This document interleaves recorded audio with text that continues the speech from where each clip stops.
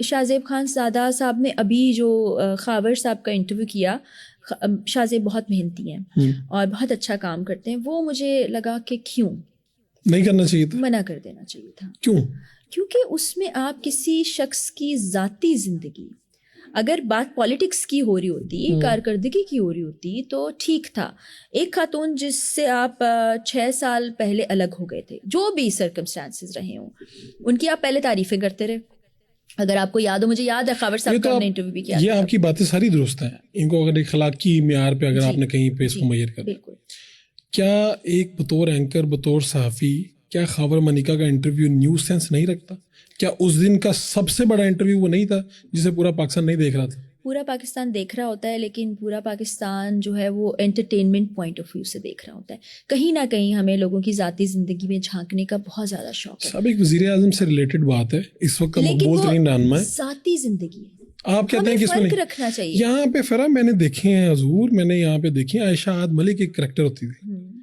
حمزہ صاحب کے ساتھ، حمزہ شہباز صاحب کے ساتھ ان کا کوئی معاملہ تھا، انہوں نے دعویٰ کیا اور ان کے سارے انٹرویوز آپ ابھی جا کے سرچ کریں، سب نے کیے ہوئے انٹرویو. نہیں ہونے چاہیے. اچھا میری بات سنیں، اب میرے پاس اگر خاور ملکہ ان لوگوں میں سے نہیں ہے جن کے بارے میں شک کیا جا سکتا ہے کہ ان کو مار کے یا ان کو اس طرح ہو سکتا ہے کوئی پریشر ہو ان پہ.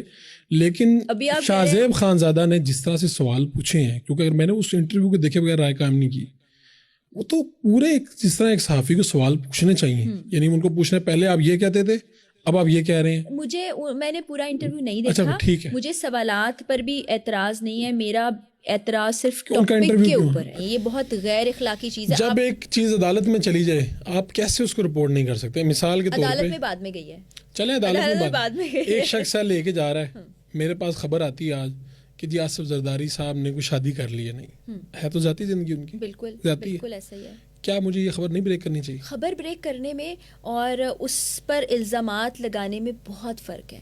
اگر آج خبر آ گئی زرداری صاحب کی شادی ہوگی، آپ نے خبر بریک کر دی، یہ ٹھیک ہے. لیکن ابھی کوئی اطلاعات ہی نہیں آ رہی، آپ نے الزام عائد کر دیا. یہاں پہ لوگ جھوٹ بہت بولتے ہیں نا، یعنی ریحام خان کی شادی ہوئی، خبر بریک کی، سب نے اس کو جھوٹا کہا، بعد میں وہ سچ ثابت ہوئی.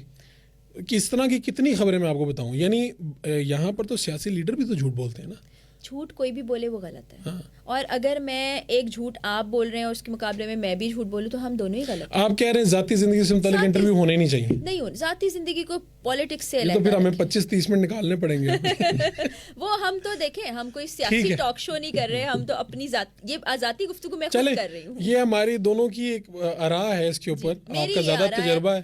اور لیکن مجھے یہ لگتا ہے کہ اگر یہ انٹرویو آئے، آپ اس کو پورا دیکھیں، یعنی باعث ہوئے بغیر، کسی ایجنڈے پہ آئے بغیر، اور اگلا بندہ بھی اگر کوئی ایجنڈا لے کے آیا تو اس کو بھی وہاں پہ اس ایجنڈے کو بھی لوگوں کے سامنے بے نقاب کرنا. میرا سوال یہ ہے نا کہ اگر چلیں وہ ان کا بہت ہی پریشانی کا وقت گزرا یا ان کے ساتھ زندگی میں جو کچھ ہوا، جو خاور صاحب نے باتیں کی ہیں، یہ آج سے 6 سال پہلے کیوں نہیں ان کو یاد؟ نہیں، یہ اس پہ تو ہم کنونس ہیں کہ مزے انہوں نے اڑا لیے، پورے مزے انہوں نے پورے کر لیے. میں اس تفصیل میں بھی نہیں جانا چاہتی. یعنی اس وقت پوسٹنگ یہ کرتے تھے، سارا کچھ یہ کرتے تھے، اور بعد میں اب انہوں نے یہ سوچا کہ چونکہ وہ طاقت میں نہیں ہے اور تو اب اس طرف چلے جاتے ہیں. اس کے علاوہ ایک اور چیز ہوتی ہے، آپ مجھے کوئی بات کہہ رہے ہیں نا کہ آپ نے ایسا کر دیا، یا تو آپ ثبوت لے کر آ جائیں کہ میں نے ایسا کر دیا تو میں کہوں گی اوکے ٹھیک ہے.